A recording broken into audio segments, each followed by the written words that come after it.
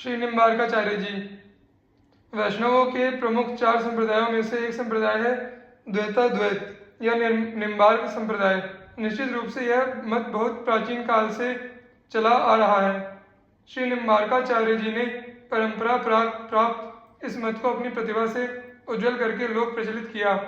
इसी से इस द्वैताद्वैत मत की निम्बार्क संप्रदाय के नाम से प्रसिद्धि हुई।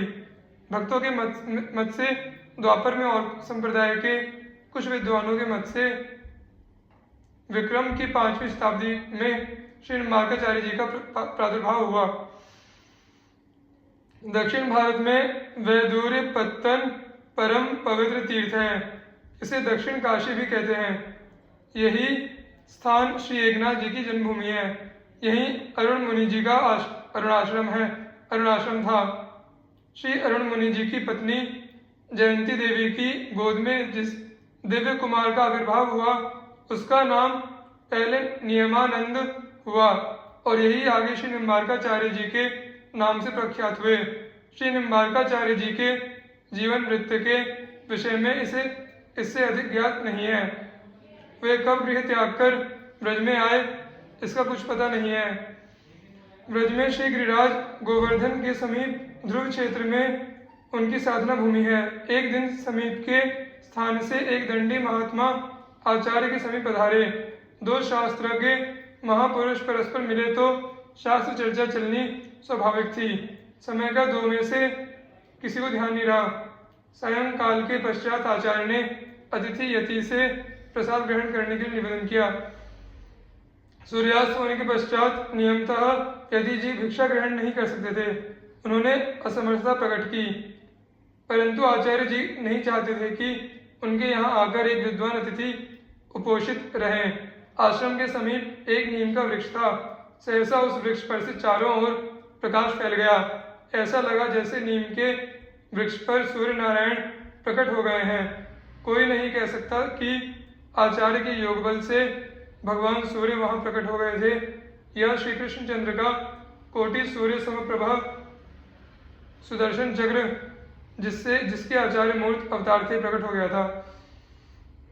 अतिथि के प्रसाद ग्रहण कर लेने पर सूर्यमंडल अदृश्य हो गया।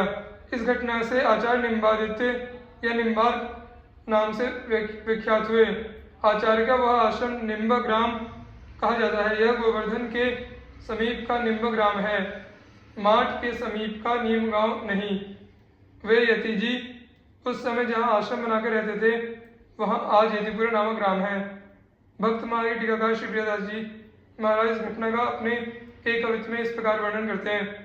निम्बादित्य नाम जाते भयो अभिराम कथा आयो, एक दंडी ग्राम न्योतो करी आए हैं। पाप को अबार भई संध्या मान लई जति रति हूँ, न पाऊं वेद वचन सुनाए हैं।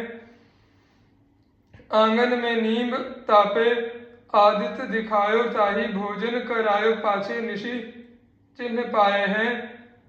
प्रगट प्रभाव देखी जान्यो भक्ति भाव जग, ताव पाई नाव पर्यो हरियो मन गाए हैं।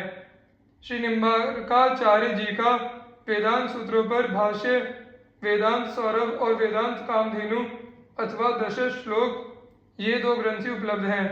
ये दोनों ही ग्रंथ अत्यंत संक्षिप्त हैं। इनके अतिरिक्त कृष्ण स्तवराज, वेदांत तत्वबोध, वेदांत सिद्धांत प्रदीप, स्वधर्माद्वबोध, एति तत्व सिद्धांत, राधाष्टक आदि कई ग्रंथ आचार्य के लिखे बताए जाते हैं। श्री निम्बार्काचार्य जी के शिष्यों में एक नाम श्री औदुंबराचार्य जी का भी प्राप्त होता है। इनकी उत्पत्ति की कथा बड़ी ही विलक्षण सुनने में आती है। कहा जाता है कि श्री निम्बार्काचार्य जी महाराज भक्ति का प्रचार करते करते किसी ऐसे देश में पहुंच गए जहाँ के लोग भगवत भक्ति से विमुख थे। उन लोगों ने आचार्य श्री के साधु वेश को देखकर उनके साथ उद्दंडता पूर्ण व्यवहार करना शुरू कर दिया, परंतु उनकी आशा विपरीत आचार्य श्री शांत ही रहे और तनिक भी क्रोधित नहीं हुए। आचार्य श्री वहीं स्थित एक गुलर के वृक्ष के नीचे आसन लगा आचार्य श्री ने वहीं स्थित एक गुलर के वृक्ष के नीचे आसन लगा लिया और ध्यानस्थ हो गए। दुष्ट जनों को अब और अच्छा मौका मिल गया था। वे तरह तरह के उपद्रव करते रहे। सहसा एक गुलर का फल वृक्ष से टूटकर आचार्य श्री के चरणों पर गिरा और उनके श्री चरणों से स्पर्श होते ही एक दिव्य मानवाकृति में परिवर्तित हो गया तथा आचार्य श्री की वंदना करते हुए उनके चरणों में प्रणिपात करने लगा। इस अलौकिक घटना को देखकर उन भगवत विमुख दुष्ट जनों के होश उड़ गए। उन्होंने समझ लिया कि ये कोई सिद्ध महापुरुष हैं। इनकी हंसी उड़ाना या इन्हें किसी प्रकार से सम्मानित करना उचित नहीं है। इस घटना की खबर शीघ्र ही जंगल की आग की तरह चारों तरफ फैल गई और उस भगवत भक्ति विमुख देश के लोग भी आचार्य श्री के शिष्य हो गए। उदुम्बर गुलर फल से उत्पन्न होने के कारण उस दिव्य पुरुष का आचार्य श्री ने औदुम्बराचार्य नाम रखा और उसे भक्ति तत्व का उपदेश देकर भगवत विमुख जीवों का उद्धार करने का आदेश दिया। श्री निम्बारकाचार्य जी तथा उनकी परंपरा के अधिकांश आचार्यों की यह प्रधान विशेषता रही है कि उन्होंने दूसरे आचार्यों के मत का खंडन नहीं किया है। श्री देवाचार्य जी ने ही अपने ग्रंथों में अद्वैत मत का खंडन किया है। श्री निम्बारकाचार्य जी ने प्रस्थान त्रयी के स्थान पर प्रस्थान चतुष्टय को प्रमाण माना और उसमें भी चतुर्थ प्रस्थान श्रीमद् भागवत को परम प्रमाण स्वीकार किया।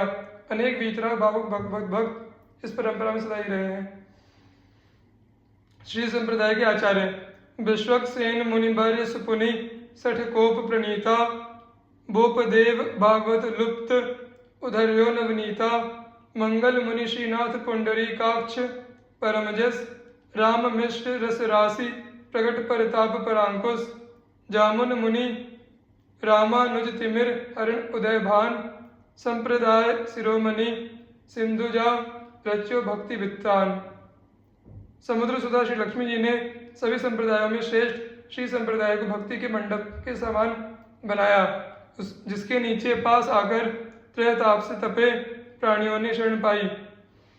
भगवान के पार्षद श्री विश्वक सेन जी श्री लक्ष्मी जी के अनुयायी हुए।